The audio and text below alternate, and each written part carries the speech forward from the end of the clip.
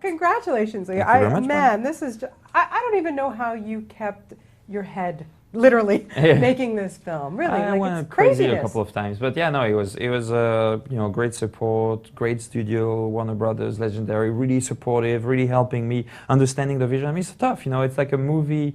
You just that's the studio that did 300. That's the studio that realized that you know guys wearing just a little loincloth actually can make sense and can be emotional and can be like, you know, exciting for, you know, just male and women, you know, alike. So they understood, and that was the only studio to do 300 with, to do Clash of the Titans with. So they came to me, and I came back to them with my vision, and they were absolutely supportive. So okay, so you get, you know, the offer to do the film. Now, was the first thing that you did, did you go back and watch the original? What Yeah, was that? I was my first. It was the first thing. I was a huge fan of the original one. Huge fan. I mean, that was that was the movie that actually made me want to become a filmmaker, because I was 8 or 9, and I made my first movie when I was short film when I was 8 or 9. You know, still in my parents' camera, but but I always I was using like little like action figures. So actually that was it, you know.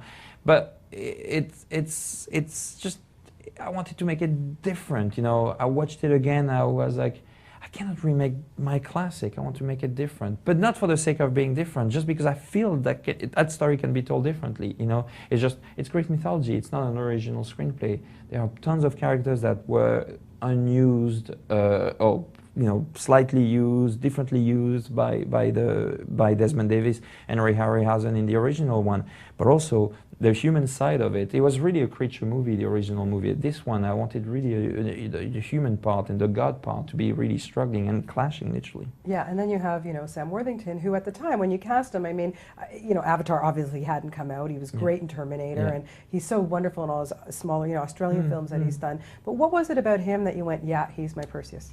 Because I didn't know him, and I fell in love with him. Not because I'd seen only one film of his, because somebody said, oh, Sam Worthington's available. Well, who, what? Was doing Avatar. Well, I'll never see, James Cameron will never show me anything. So I went to see McGee, and I saw some of Terminator, and it was amazing. Really, I mean, I was like, wow, Sam is so great in it.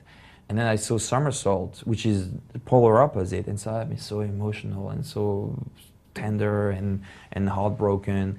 And I said, well, can I meet him? And then he sat in my room, and he was like, you know, so demure and so like, you know, shy.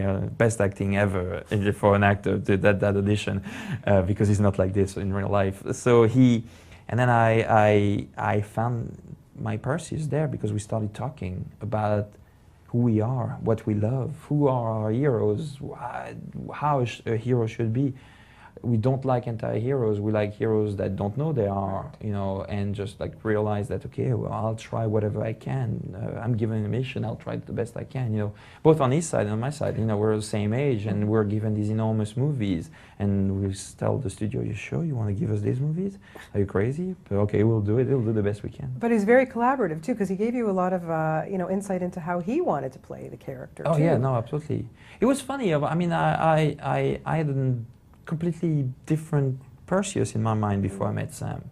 Perseus was always this sort of like, you know, almost like a Luke Skywalker, like a farmer who didn't know who he was and just was discovering the world. But with Sam, he was like, you know, I know who I am. I'm a fisherman. That's who I am.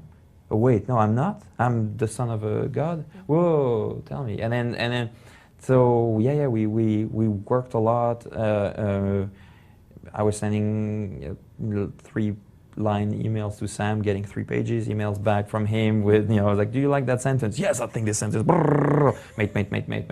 And then it was great. And then we did a workshop session for like 3 weeks. Then one in New York with him alone. Then 3 weeks with all the actors. That was fantastic. And he looks really good in a skirt.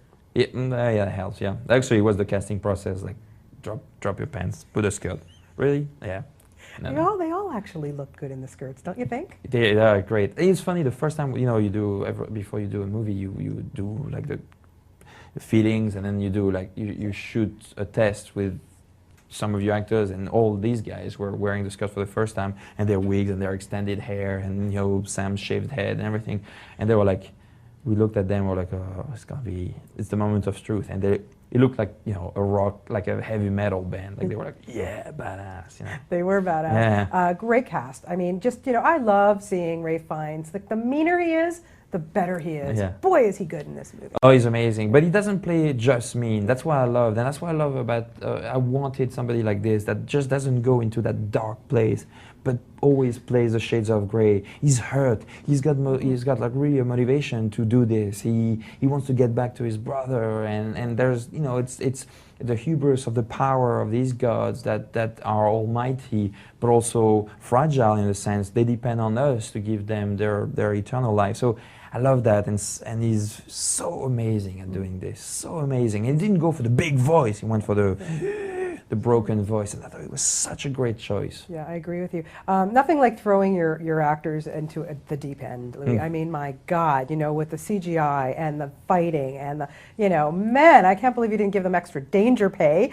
But really, like, in the end of it, when you're working with such crazy graphics and stuff, I mean, how do you just keep it all together? And You, as a director, you have a strong vision, because the vision you have to communicate. You have a great crew. I had an amazing visual effects crew led by Nick Davis, who worked previously on The Dark Knight for Warner Brothers. Fantastic visual effects crew, visual effects houses who had previous. But also, you give interaction to your actors, and most of the time the interaction is me wearing a very tight green outfit so they can take me out, tight fitting, not very flattering, green outfit, me playing the Kraken, playing, you know, the Scorpions, playing the Pegasus, making the noises, looking like an idiot, but it's all right, you know, I'm fine with it because it gives me results, and they love it, But also, it's a crew, it's a cast that wants to, you know, jump in, dive in, and Sam, they all, barely, when there were flames or big cables or big stuff, very dangerous stuff, stunt doubles were coming in. But Sam did most of his stuff. Mads Mikkelsen did most of his stuff. Yeah, Mads was like amazing at doing this stuff. He jumped on that Scorpion, rode the rodeo. I mean, at night they were like showing, you know, it's like, it's like, look what I did today. Look, I've got like, half my leg was torn off, and Sam was like, look at my finger, it's almost taken out. I mean, Sam literally, his nails were like popping off, and you know. Actors, they don't like fire. That's the only thing they don't like. And Sam doesn't like water. It's funny. You put him in water, he's like, like a wet cat.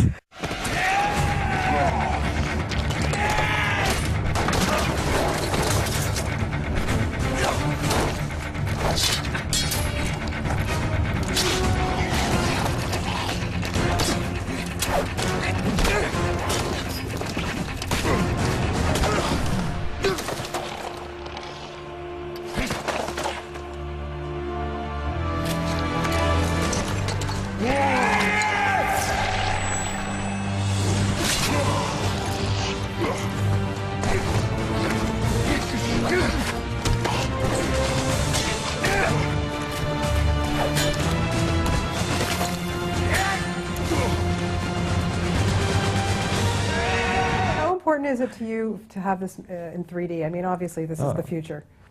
It's the present, it's the future, it was the past. I mean, I saw Dial for Murder in 3D when I was young. I saw The Creature from Black Lagoon in 3D. I was like, and Jaws 3D, I saw it. I love 3D because I'm the guy that wants the immersive experience. If you remember what you had in Pink Flamingo, there was like scratch cards, you could smell it.